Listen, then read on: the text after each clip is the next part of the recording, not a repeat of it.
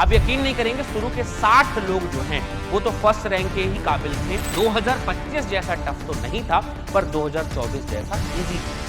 2025 और 24 का तो अपने को पता ही है, तो हमको 26 का अनुमान लगाना है। पिछली बार 680 पे लेने के देने पड़ रहे थे, सबसे घटिया कॉलेज मिल रहे थे, खराब टीचिंग कॉलेज मिल रहे थे। इस बार 686 में सबसे बढ़िया कॉलेज मिल रहे थे। तो गवर्नमेंट कॉलेज की सीट लगातार जो है, जो 2024 के आसपास 45 से 46 हजार के आसपास थी, हालांकि ये ना थोड़ा वेरी करता है।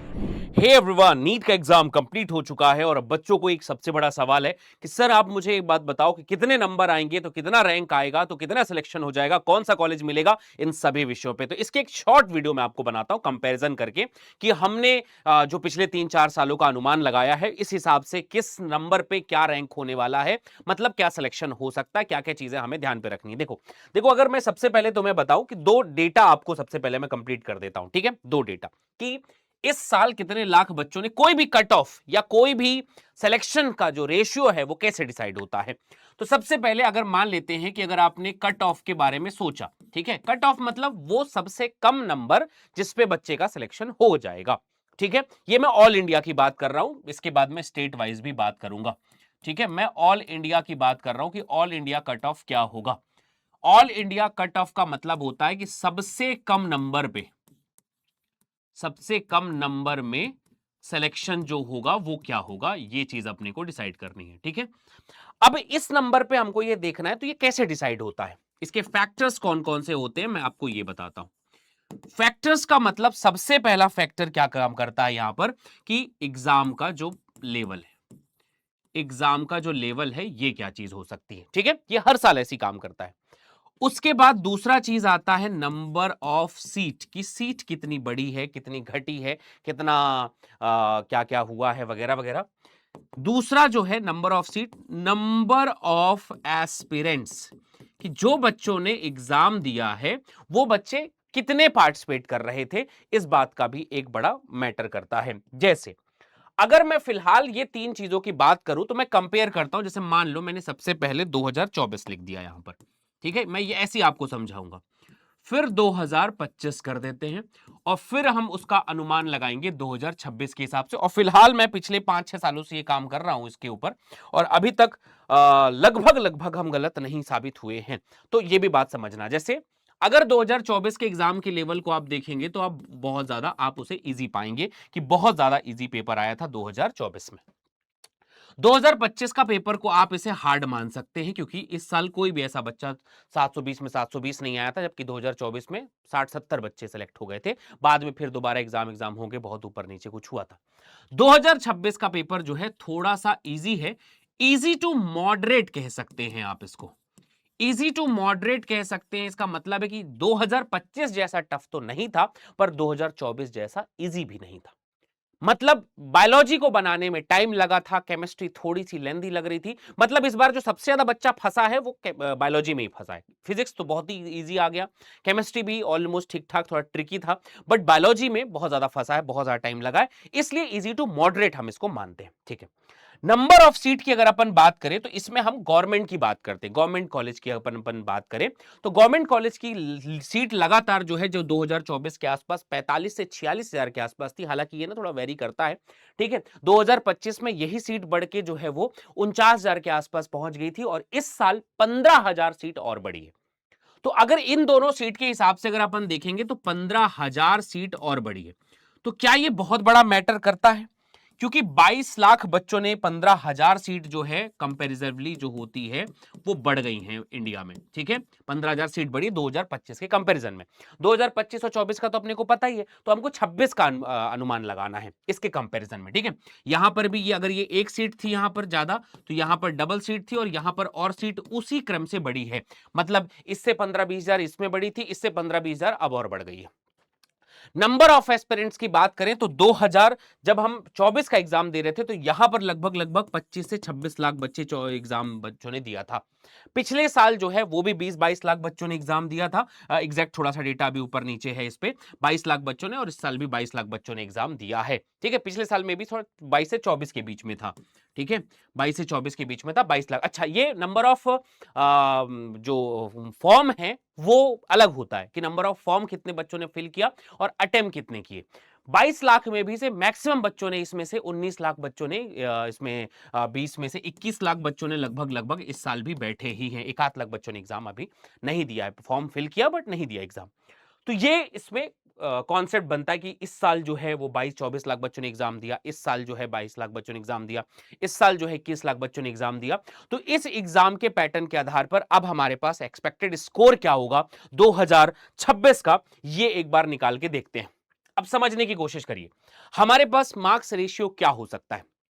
हमने 720 से 715 पहला एक ये निकाला, ये टॉपर की लिस्ट होती है। 700 से 714, 680 से 699, 650 से 669, 600 से 649, 500 से 599, 500 से 549। ये वो रैंक रहता है जनरली जिसमें बच्चे आने के बाद अपने आप को थोड़ा अच्छा महसूस करते हैं। इसमें नहीं तो स्टेट कोटा में कहीं ना कहीं हो ही जाएगा। अगर मैं 2024 की बात करूं तो 2024 में ये पेपर बहुत इजी आया था, इसलिए 720 से 715 के बीच में 1 से लेकर 177वां रैंक तक था। आप यकीन नहीं करेंगे, शुरू के 60 लोग जो हैं वो तो फर्स्ट रैंक के ही काबिल थे, फर्स्ट रैंक में ही वो मिल गए थे। हालांकि फिर दोबारा एग्जाम हुआ तो 37 लोग उसमें से हट गए थे, पर 30-40 लोग फिर भी उसमें से रैंक में थे। बट 715 के ऊपर लाने वाले 177 बच्चे का रैंक था। अगर वही बात 700 से 714 के बीच में बात करें, मतलब बाकी जो बात करें, अगर इसमें 15 नंबर की, ये 5 नंबर की बात है। 5 नंबर पे 177 लोग थे, 714 पे 178 से 2250, ठीक।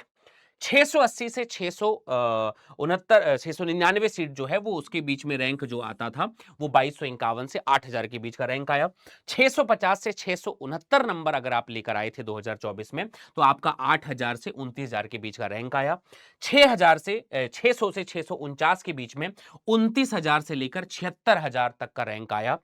550 से 599 में 76,001 से लेकर 1,44,000 तक का रैंक आया। और 500 से 549 के बीच में 1,44,000 से 2,09,000 तक का रैंक आया। अब आप ये कहेंगे कि इस रैंक का क्या मतलब है, इसमें कौन सा सेफ रैंक था। तो मैं आपको बता दूं कि नंबर ऑफ गवर्नमेंट की जो जनरल कैटेगरी की सीट होती है, जनरल सीट होती है, वो जनरली जो है 25,000 के आसपास है। मतलब अगर आप 25,000 26,000 रैंक के बीच में आ रहे हैं तो जनरल कैटेगरी में आप सिलेक्ट हो जाएंगे। ओबीसी में है तो 25 से 26 मान लीजिए, ईडब्ल्यूएस में है तो 25 से 26,000 आप मान लीजिए, एसटी एससी कैटेगरी में ऐसे ही जाते हैं तो 30,000 35,000 50,000 तक अपन सेफ मान सकते हैं, ठीक है। पर जनरल कैटेगरी में 25,000 रैंक तक का सेफ माना जाता है। मतलब 2024 में 25,000 रैंक ऑलमोस्ट इस रेंज में था। मतलब अगर आप 650 के ऊपर आप कट ऑफ आप बात कर सकते हैं कि 650 से ऊपर है, मतलब अगर आपका 29,000 के ऊपर रैंक है तो आप सेलेक्ट होंगे। तो ये 650 नंबर पे ऐसा हुआ था 2024 में। 2025 का पेपर थोड़ा हार्ड आया।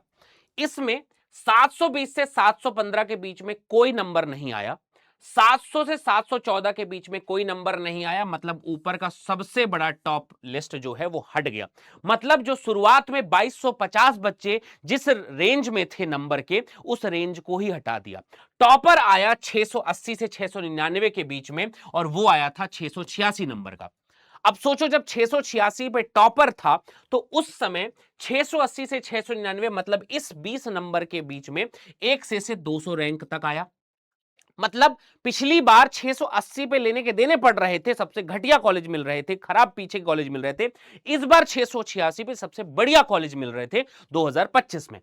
इसके अलावा 650 से 669 के बीच में 200 से 6000 फिर टॉप रैंक मिल गई, टॉप कॉलेज मिले होंगे इस नंबर पे। आप ये अंतर समझ रहे हैं कि हार्ड और इजी आता तो क्या हो जाता है कि पिछले साल 2024 में 600 अगर 69 नंबर था तो तुम्हें सबसे लास्ट के कॉलेज मिलते गवर्नमेंट के जनरल कैटेगरी पे। पर तुम 2025 में अगर तुम्हारे पास 699 नंबर है तो तुम टॉप के कॉलेज में जाओगे, टॉप 6000 की लिस्ट पे इंडिया पे तुम हो। इसके बाद 600 से 649 पे आ गए तो 2024 में ये रैंक बहुत चली गई थी। इस बीच में बच्चों का सिलेक्शन ही नहीं हो रहा था जनरल कैटेगरी में। पर 6000 से 14000 अगेन टॉप कॉलेज, स्टेट के टॉप कॉलेज में आपको मिल जाता। 500 से 599 में 2024 में तो ऑप्शन ही नहीं था, पर 2025 में बिल्कुल 14,000 से 46,000 के बीच में बच्चों को मिला है। मतलब जो 29,000 से 28,000 से कम के बच्चे रहे होंगे उनका सिलेक्शन हो गया होगा। मतलब इस साल अपन ये कह सकते हैं कि 550 से लेकर जो है 599 तक के बीच का जो रैंक आया था वो 550 में 46,000 रैंक आया था। मतलब ऑल इंडिया कट ऑफ जो इस साल गया था वो 550 500 के आसपास लगभग हमने ये माना था। 500 से 549 के बीच में तो सिलेक्शन यहां पर भी नहीं हो सकता था, कैटेगरी में हो सकता था। अब मसला आता है कि इन 2 सालों का, और मैं 23 भी बोल सकता था 22 भी, बट ये 2 साल अपने आप में काफी हैं सब 26 के प्रेडिक्शन को करने के लिए। अब 2026 का पेपर थोड़ा सा कैसा आया है? ये आया है इजी टू मॉडरेट। अब इजी टू मॉडरेट का मतलब ये होता है कि क्या 177 लोग जो है वो 2024 की तरह टॉप करेंगे? नहीं, पर फिर भी 715 से ऊपर लाने वाले बच्चों की संख्या होगी जो लगभग 1 से 50 के बीच में होगी। मतलब इससे इजी होगा पर इससे टफ पेपर होगा, तो बीच का मामला आएगा। फिर सवाल आता है कि क्या 2024 से बहुत ज्यादा टफ था? नहीं। अगर आप इसको जो है 5 नंबर देते हैं तो आप इसको 7 नंबर देंगे टफ के मामले में, या 6 नंबर देंगे, तो थोड़ा सा मामला बढ़ा है बस। तो जहां 170 लोग आ रहे थे अब 50 लोग आ रहे हैं। दूसरा मतलब टॉप कॉलेज अगर आपको चाहिए, एम्स में अगर बढ़िया भर्ती लेनी है तो 715 से ऊपर नंबर लाना पड़ेगा। 700 से 714 के बीच में 51 से लेकर 150 रैंक तक आपकी आ सकती है। 680 से 699 नंबर लाने पर आप 151 से 2000 रैंक के बीच में आ सकते हैं, मतलब अगेन टॉप कॉलेज आपको मिलेगा। 650 से 669 नंबर अगर आपके आ रहे हैं तो 2000 से 11000 के बीच में आपका रैंक मिलेगा, अगेन आपको टॉप कॉलेज मिलेगा, जबकि 2024 में पॉसिबल नहीं था। 600 से 649 के बीच में आप 11000 से 21000 रैंक के बीच में आप जा सकते हैं। तो 649 से 600 के बीच का ये वो कैटेगरी। अच्छा, मैं अभी फिर से मैं बता दूं, इसमें थोड़ा सा मार्क्स जो है ऊपर नीचे अभी कर लेना। इसमें मैं सेफ स्कोर 630 तक लेकर चलता हूं। ये 21000 जो रैंक आया है, इस बीच में यहां पर मैं इसको मान सकता हूं कि अगर 2026 के लिए प्रोडिक्शन करेंगे तो ये जो है 630 से 649 के बीच में आप मान सकते हैं। फिर आप पहुंचेंगे इसको, ये 630 या फिर 500, आप इसे 80 मान लीजिए। 580 अगर आप इसे मान लीजिए 2026 के लिए, तो आप 21000 से 46000 रैंक के बीच में आप आएंगे। मतलब ओवरऑल ये कहा जा सकता है, ये प्रेडिक्शन किया जा सकता है कि 630 नंबर के ऊपर अगर आप आ रहे हैं तो आपका बढ़िया रैंक आ रहा है और आप अच्छे कॉलेज में सेलेक्ट होने के चांसेस रहेंगे। बट फिर भी इन सब चीजों का अनुमान थोड़ा बहुत ऊपर नीचे अभी आगे बन सकता है। इस हिसाब से मैं अगर कहूंगा कि 630 प्लस अगर ऑल इंडिया कोटा में आपके नंबर है तो चांस जो है इसके बहुत ज्यादा हाई हैं। इसमें आप 630 के आसपास में जो है अगर आप नंबर है ना, तो आपकी जो रैंक आएगी, वो 26,000 से कम आएगी। 26,000 से कम आएगी। ये परफेक्ट प्रेडिक्शन है, परफेक्ट प्रेडिक्शन है ये होगा। और अगर आप 650 प्लस नंबर है तो आप सेफ हैं, सेफ हैं, कोई लोड नहीं। 630 में हो सकता है थोड़ा बहुत दिक्कत ऊपर नीचे हो जाए, पर 650 में कोई दिक्कत नहीं होगी। ये वो रैंक होगा जो आपको सिलेक्शन के मार्क्स तक, सिलेक्शन तक पहुंचाएगा। तो ये वो प्रेडिक्शन रहा जो 2024, 25 और 26 के बीच में हमने कंपैरिजन किया। उम्मीद है आप अपने नंबर बताइएगा, और फिर अब स्टेट वाइज भी मैं आपको आगे बताने जा रहा हूं कि स्टेट वाइज क्या क्या रैंक आ सकता है, क्या क्या चीजें हो सकती है, और उसके बारे में फिर अपन डिस्कशन करेंगे। Thank you so much guys, love you all. कैसी लगी वीडियो अपने दोस्तों तक शेयर करना, कमेंट करके जरूर बताना।